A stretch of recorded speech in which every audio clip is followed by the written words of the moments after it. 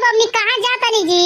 तोहरी अखिया से नहीं खेलौकत कि स्कूल ड्रेस पहनले बन त स्कूले में जाता नी। आए मम्मी एगो बात कहि रहो के खिसियाम ना नु।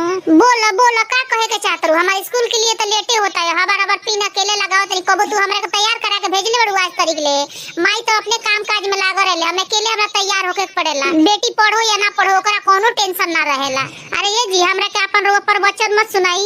हमरो लगे से अनी की दाउरे ओढ़निया बावे उ सूती के हते देम तनी हम जाम बाजारी। अरे ये भाभी तू हमारी स्कूल वाला ओढ़निया का करबू हो? साड़ी तो पहिनले बड़ू तो तारा ओढ़नी का होई? अरे दीजी साड़ी तो हम पहिनले ही बानी, एगो ऊपर से ओढ़नी लगा के जाम बड़ा धूप होता रे तो घूर तान लियो तारा के लोग देखबो ना करी। ए जी रो देव की नाही ना तोरी भैया से कह के रो के स्कूल ला जाए दे जनत रुमानी हमरा के। अरे माई रे माई, अरे माई, अरे माई सुनत रे आई देखबे भौजी हमर ओढ़निया छीना तरी रे। अरे कहां बिया रे की सुनत नहीं छे? कबो बेटी के तैयार करा के स्कूल ना भेजले होई। एगो नागिन हमरा पीछे पड़ रहती है, हमर ओढ़नी के पीछे पड़ल बिया। एगो इनका ओढ़निया लगाओ के बताओ अपना के सूती के ओढ़नी किन लेती, भैया से किनवा लेती। भैया इनका के चाहबे करलन त काहे ना किनवा ले लू? तू काहे हमर ओढ़नी के पीछे पड़ल बाड़ू? हम ना देम तारे के ओढ़नी। अरे माई सुन ना रे, देख ना रे हमर ओढ़निया छीना तरी रे। अरे कितना ही छिला तरी रे, धक तरी दोनों झोटवा उखाड़ लेम जानत तू बाड़ू। दुगो चोटिया लटकोले बाड़ू तवन। अबे हम बाजारी से कुछ लेके आन तो सबसे पहले दुआरी पे बढ़ जान खाए खाती, तब ना कहन के भौजी काहे के ओढ़निया लेके गई रहू।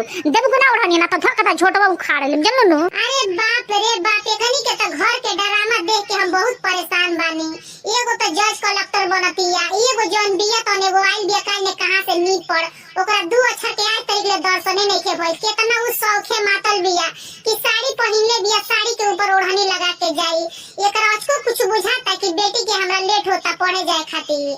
अरे ये बाबू अरे तनी एकरा के समझाओ अपना पगली मेहरारू के, कहां से घसगढ़ी लिया देला कि एकरा कुछ बुझेबे ना करला लेट से। अरे मई काहे एंगा बोलत अरे? घसगढ़ी नोई घसगढ़िनिया से तेहिनो बियाह करैले बड़े, काहे बियाह करैले? जब बियाह करा देले घसगढ़िनिया से दू अक्षर पढ़ले ना रहे ते एंगा काहे बोलत अरे? ओकरा के पढ़ाओ लिखाओ, जब तोरा घर में आ गइल बिया त जब पतो तोर पढ़ल लिखल लइखे आइल तो ओकरो के तो फर्ज मनला को ओकरा कुछ सिखाओ रहन स्वभाव। तो एंगा उल्टा बोलबे तो कुछ जानी। जब बियाह शादी हो गइल बा ओकरा जरिए दुगो लइका बड़ा सा त काहे ओकरा के हमेशा ते खोपसत रहेले? जब नइखे पढ़ के आइल तो हमेशा ओकरा के नानू बोलल जाला। अबे उ खिसिया जी तो घर में हरहर पटपट लगा दी। अरे ये आदित्य के मम्मी हेने हम हो हेने तारा के ओढ़नी हम दी, हम तारा खाती एगो बड़ा सुंदर लाल के ओढ़नी किन के लिए बनियावत दी। अब रौरे बचल बानी मजाक उड़ावे खातिर। हमार तो शौक सिंगार देख के सब केहू जरते रहता। सास जरते बाड़ी, ननद जरते बानी, रउओ जरते बानी। तबे नी ओगली लिपस्टिको मोहनिया काजरो मोहनिया तरवा ना लियानी हई, तरवा हमरा के ओढ़नी लिया दे। अरे तारा एंगा ना बोले को, तू तो बुधुए रह गइलू, तारा के सिखाओ? हां हम बुधु बानी तो कहीं से नीमन रउआ ढूंढ लेम, जाके नीमन बियाह कर लियई। धक ओकर छोटा लसार के मुआ देम घरे में, जानत तू मने ढेर बोलेम त। अरे नान हो चुप कर, तू हमार बात को समझले बड़ू। तारा खातिर ओढ़नियो लियल बानी, तारा खातिर सब लियाइल बानी आज, लेकिन हमरा एगो बात तारा माने के पड़ी।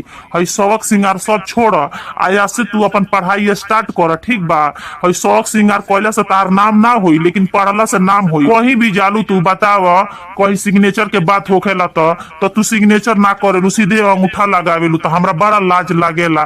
तनी पढ़ ल, नमो लिखे के जान जा। यदि तू दू अक्षर पढ़ लेबू तो अपना गाँव के नाम करबू, समाज के नाम करबू, अपना देश के नाम करबू। बाप रे एकदम हमरा करवा बुरबके समझ ले बनी का? हम जानत नहीं थी, हम नहीं पढ़ले त हम किंग अपना देश के नाम करम, किंग अपना गांव के नाम करम। दू अक्षर पढ़ लेबू तो तारा के मुखिया में उठा देम, आ मुखिया में जीत जेबू तो बताओ तार नाम ना होई। अच्छा ई बतिया तोरवा सहीए कहता नी। पहिले से बड़ गोरिया अनपढ़ गमार पढ़ा क ख ग घ।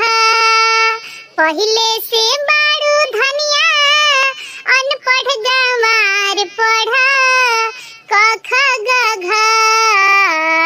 बादो में करिह धनिया सोरहो सिंगार पढ़ा क ख ग घ।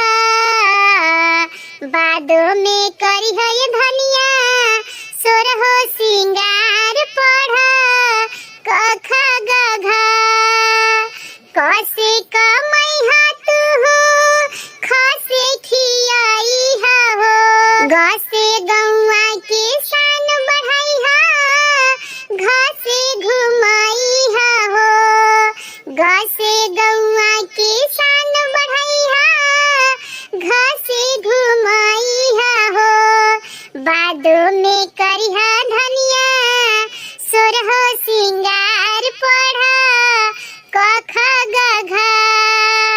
बादों में करी है गोरी